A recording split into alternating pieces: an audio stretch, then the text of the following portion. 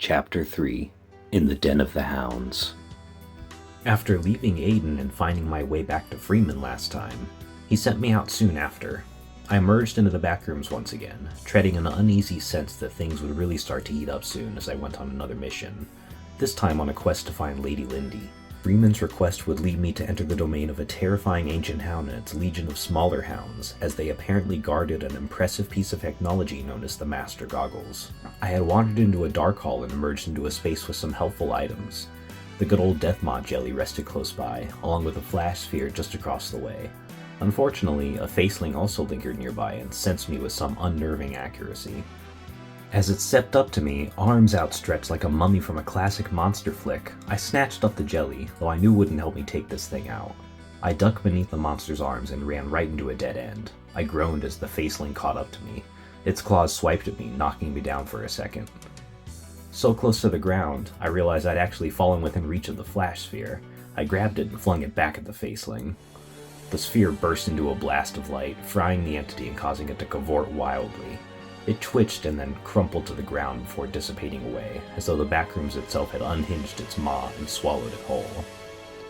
After that, I spent a long time aimlessly wandering about.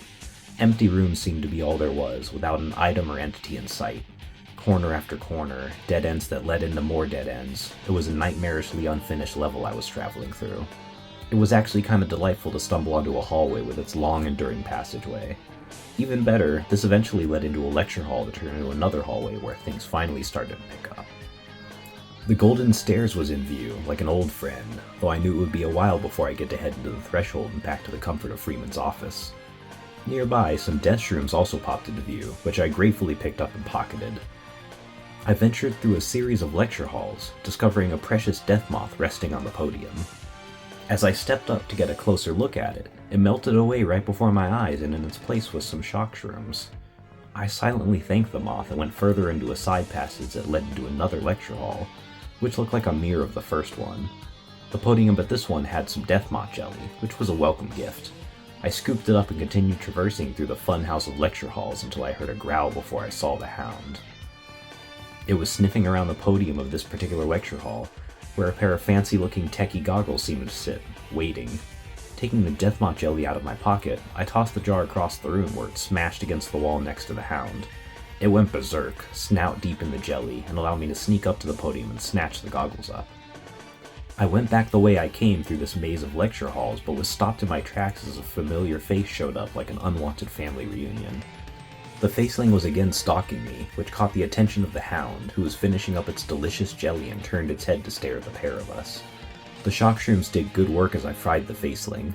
It dropped to the floor, and I took the opportunity to put some distance by dashing through the maze of lecture halls until the Backrooms plunged into darkness. When things returned to as normal as they could be, an assortment of items had sprung up in view. I glanced over the selection of shock shrooms, death moth jelly, and a flash sphere, but then felt the eyeless face of a faceling watching me. A hound sauntered into view with a bottle of liquid pain clenched in its jaws. I took action then, swiping up the jar of death moth jelly from my pocket and hurling it towards the creature. The jelly was enough to get its attention. The hound went a bit bug-eyed and dropped the bottle before going for the jar. As it was busying itself with the succulent sweetness, I grabbed the flash sphere and backed away from the faceling into a destroyed hall. At the end of the hall, I found a threshold with similar energy to the golden stairs. It felt like it both was and it wasn't, like it was straddling two realities. On the other side, I could see a beautiful green world that called out to me. For a moment, I was tempted to step through the passage and into that place, but I had no way to tell where I would end up if I did so. Just as I was teetering on the brink of going or not, I heard shuffling footsteps behind me. I turned just in time for the faceling to basically be right on top of me. I got knocked against the wall for a moment, but scrambled to my feet and ripped the flash sphere out of my pocket. With a burst of light, it fried the faceling. The thing twitched and jerked before falling back against the wall and then dropping to the ground. As I caught my breath, I walked away from both the dissolving faceling and the strange green world I'd caught sight of. Again, I ended up in a lecture hall like before. As usual, the podium did not disappoint. A mirror piece was there beneath some random papers. I clutched it close to me and turned around just as the hound from before stepped into view. I shuddered quietly, seeing some jelly dripping from its jowls as it eyed me hungrily. Within seconds it was bolting towards me. I held up the mirror and activated it, sending bright light streaming from the surface and into the Hound. The hit seemed to shake it for a moment, but it stayed standing for the time being. With the moment's pause from the Hound, I ran out and into another lecture hall, only to find a bigger, more horrifying version of the Hound sniffing around the seats. Thankfully, it didn't seem to see me yet, but the other Hound was quickly approaching again. Another burst of concentrated power zapped the beast from the mirror and it dropped. The commotion quickly drew the attention of the Ancient Hound, and just as before, it was on me in seconds. It got a good hit in, but I did my best to roll with the punches and shot down a close-by hallway. In passing, I spotted some of that dum gum in another mirror piece. I thanked my lucky stars as I grabbed it up, then turned back to activate it. It struck the Ancient Hound in a very similar fashion to the other Hound, but the hit barely rocked the thing. Instead, it trooped on, picking up speed and forcing me to resume running into another lecture hall. A blusher was close by now, and immediately followed me, sapping some of my precious stamina. I sprang down yet another hallway in time for the Ancient Hound to finally slow down and drop due to the constant stream of power coming from the mirror piece, which finally powered down and fizzled out. The blusher was still close at hand, however, and tried to corner me.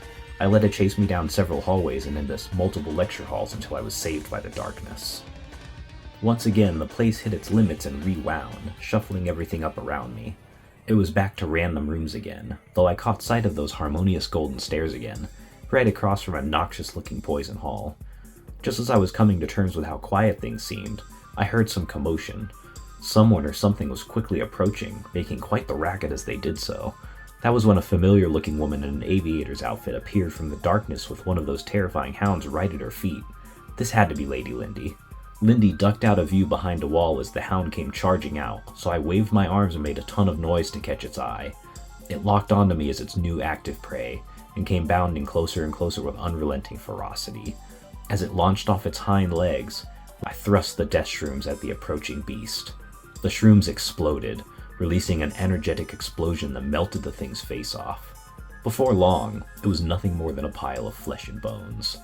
Lindy ran up to me, still trying to catch her breath from the chase earlier. She thanked me profusely, and her eyes lit up all the more when she realized I was the backup Freeman had sent in.